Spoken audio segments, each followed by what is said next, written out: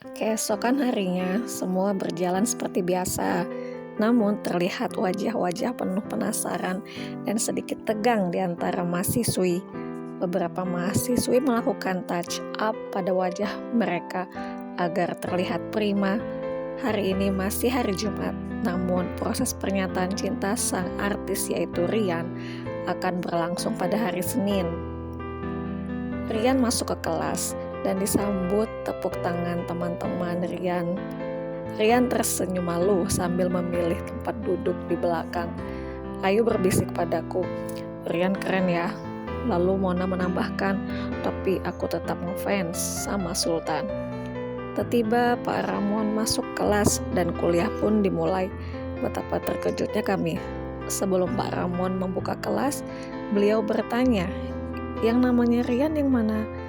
Wow, dalam hatiku, sudah menyebar ke kalangan dosen. Rian pun menunjuk tangan sambil tersipu malu. Disusul suara gaduh dari teman-teman.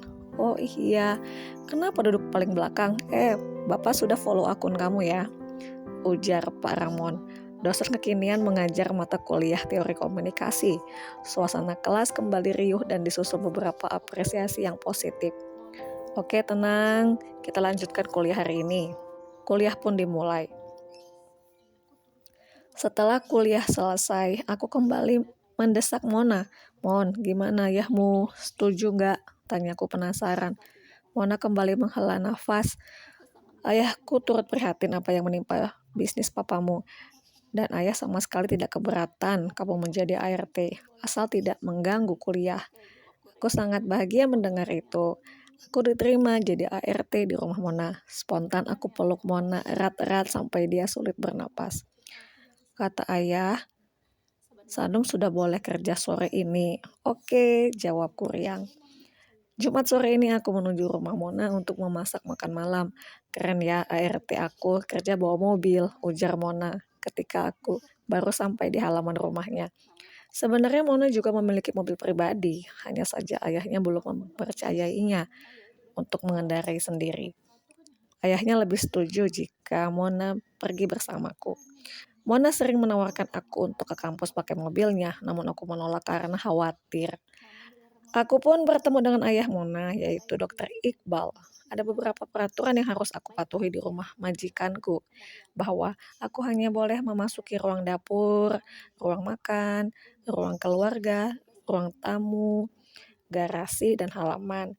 Namun dilarang masuk ke kantor, ruang tamu VIP, serta dilarang beraktivitas ke lantai 2. "Baik Pak, siap," ujarku. Kemudian aku dikenalkan dengan ART satu lagi yang memang menginap di rumahnya, yaitu Mbak Jumilah. Tugas beliau menyapu, mencuci pakaian, dan belanja. Syukurlah aku diterima dengan baik.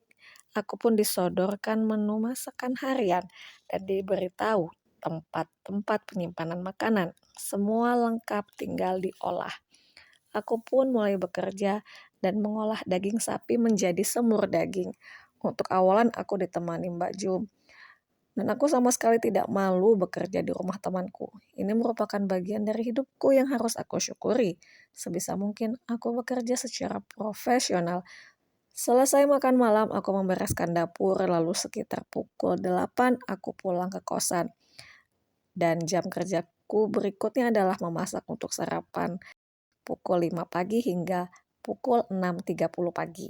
Syukurlah aku memang terbiasa memasak di pagi hari selama kos, itu tidak membuatku kaget. Sabtu pagi adalah jadwal kami kunjungan ke desa wisata bisnis. Mona sudah berdandan cantik dan wangi. Karena seharian ini kami berjumlah 9 orang akan bersama. "Non Mona semangat banget," ujarku menggodanya. "Asli sumpah, aku lebih semangat hari ini, Sanum. Lebih semangat dari hari kuliah biasanya," jawabnya sambil tersenyum. Lalu aku pun berganti kostum setelah selesai masak dan membersihkan dapur. Aku pun sedikit berdandan, bukan karena aku ingin bertemu Rian atau Sultan, tapi memang karena ingin bertemu para warga desa wisata bisnis. Kami pun tiba di pintu masuk desa wisata bisnis, tempat titik kumpul yang sudah kami sepakati. Sudah ada Reno dan Sigit di sana. Lalu tidak lama Rian datang bersama Fajar naik motor, disusul Sultan yang mengendarai motor sendiri. Kulirik Mona, wajahnya berseri. Sambil menunggu Anggun dan Risa, kami pun selfie di pintu masuk desa tersebut. Kebetulan Sultan bersebelahan dengan Mona. Mereka sepertinya sedang berbicara basa-basi dan sesekali tersenyum. Wah, agaknya Mona bakal gak bisa tidur malam ini, pikirku. Aku pun membantu Reno menyiapkan surat izin masuk ke desa yang sudah kami persiapkan dari fakultas. Nanti aku yang buka wacana ke Pak RT setempat ya, lalu tolong Sanum bantu aku memerinci kegiatan kita. Sultan dan yang lain-lain nanti bantu dokumentasi perintah Reno kepada kami. Kami pun menyanggupi idenya. Tak lama kemudian, Jelly dan Sita datang berdua, berboncengan naik motor. Dua sejoli ini memang sudah resmi pacaran. Konon katanya mereka cilok atau cinta lokasi saat orientasi mahasiswa di awal masuk kuliah. Rombongan pun menuju rumah Pak RT. Tiba di sana kami sudah disiapkan tempat untuk duduk. Aku pun tertawa geli saat Mona mengikuti Sultan sejak turun dari mobil. Alhasil mereka duduk bersebelahan dan dimulai dari Reno yang membuka acara singkat perkenalan. Kemudian dilanjutkan paparan singkat tujuan kedatangan kami di desa tersebut. Aku mulai mengutarakan tujuan secara detail. Saat aku memaparkan di depan Pak RT dan Ketua Desa Wisata Bisnis, Sultan dan Rian serta beberapa mahasiswa lainnya mengambil gambarku. Sepertinya sebagian dari mereka melakukan siaran langsung. Dan itu membuatku sedikit grogi. Lalu setelah acara sambutan, perkenalan, dan paparan selesai, tiba saatnya kami keliling desa dengan berjalan kaki. Rombongan dibagi dua, Jelly, Sita, Sigit, Rian, dan Reno untuk satu kelompok. Sisanya aku, Mona, Sultan, dan Fajar. Kami pun mulai mempromosikan tiap jengkal dari desa wisata bisnis ini. Sebelum kami memposting kegiatan kami, aku dan rombongan mencari lokasi strategis. Serta aku pun merancang kata-kata yang tepat untuk mempromosikan desa wisata ini. Mona dan Fajar saling melengkapi beberapa caption di foto-foto yang mereka unggah pada medsos mereka. Sedangkan aku menulis beberapa kalimat untuk menarik viewer. Sultan pun sudah dengan sendirinya membuat video vlog. Setelah beberapa menit, aku pun memasang alat rekam dan tripodku. Teks yang sudah kutulis sudah siap dalam mode prompter. Aku pun tinggal membacanya, lalu action. Mau berwisata sambil mencari inspirasi bisnis? Di sini tempatnya, yaitu di desa wisata bisnis yang ada di kotamu.